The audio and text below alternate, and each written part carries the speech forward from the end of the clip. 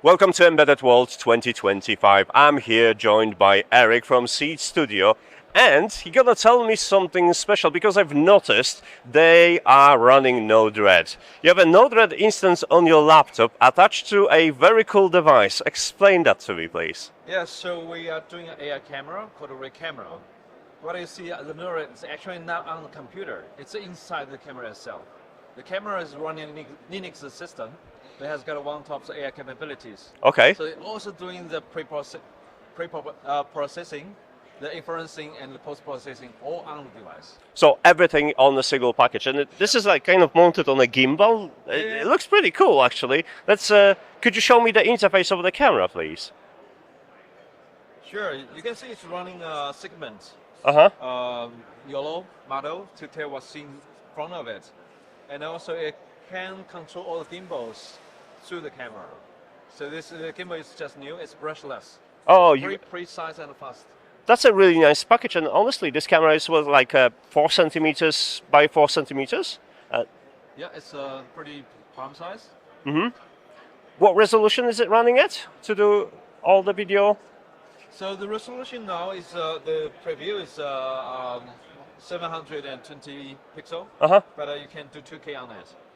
All right, that's good.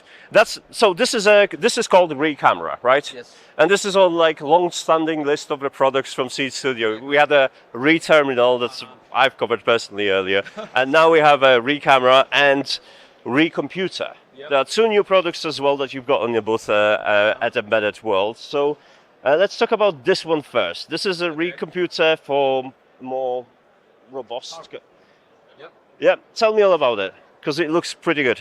So we have been doing a lot of JSON, NVIDIA JSON related boxes. What we were thinking, what should we be doing next is, how about we just squeeze 100 TOPS into the smallest form factor, and this is a ReComputer Mini.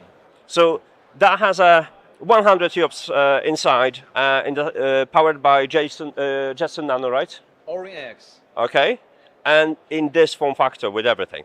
Yeah, and we have extra interfaces for robotics. Yeah, I've seen like there's a lot of I/O on this. Sure. That's pretty impressive. And the last device that you got on the stand, it is like this. I know calling it a rabbit wouldn't be giving it a justice, but essentially this is one of those AI models that you can interact with via voice commands, right? Exactly. So explain a little bit more how it works. Okay, so it's not a rabbit. Yeah. We call it the SenseCap watcher. Yeah. And it's very simple. We want to bring the AI agent into the physical world. Okay. So you don't want to type to it. You want to speak to some machines or some spaces. That's where you need a face. You need to have an ear and be able to talk to you. That's where you have the watcher. Let's have a look. Hello, can you hear me? Do I have to press the button? Yep. Press it for us. All right. Hello. Can you tell me everything about this booth today? I'm pitching it a difficult question. We'll see. Specific details or just a general overview? Just general overview, please. All right, no problem. So the booth today is set up to showcase some of the latest tech gadgets. So it's today in the show. It's trying to showcase the latest gadgets. Some are from Raspberry Pi and Arduino. Might not be aware where it is right now, but it's really responding quite quickly. What's on the back end? What does it communicate with? No, this one is linked to DeepSeek. DeepSeek. Yeah, but I think in the near future, what we want to do is to connect everything to IoT or to local data into it. So it's becoming your personal GPT or your like a GPT for your workspaces. Okay, so you're gonna leverage the DeepSeek to get the user input into more manageable prompts that you can then translate into IoT space, home automation, and stuff like that, and allow that natural interfacing between a human and the computer. If you look at the Home Assistant or other smarter home solutions, it's very difficult to navigate through all the pinpoints where I need to control something. But if we enhance it with a physical device like this, I think it's going to be much more intuitive. Yeah, I think the biggest obstacle for the voice boxes like Alexa or Google Home is that you have to remember the commands. And introducing a gadget that is able to respond to natural speech, it kind of removes that barrier because you no longer have to identify what is the correct command. You can just say what you want, and the machine will figure out what to do for you. That's kind of what I'm excited about. So what? Yes. This little device is excited as well about the future, so I'm glad. So obviously the Electromaker viewers know a lot about seeds already and where to find. So we're going to include the link to the seed in the description of this video.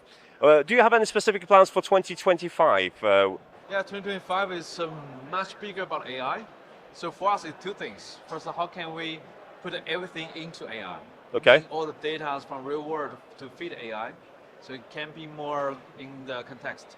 Second is how can we squeeze AI into everything?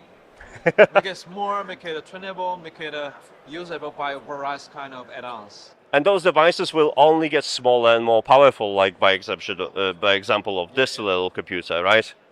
People cannot imagine you have 100 TOPS in such devices 2 years ago. Yeah. So it's happening. I'm glad to see this on the market, and I'm looking forward to new devices in 2025. Thank you so much for speaking to me. Thank you for coming us. All right, if you want more description, if you want more details, head to the description of this video for the links.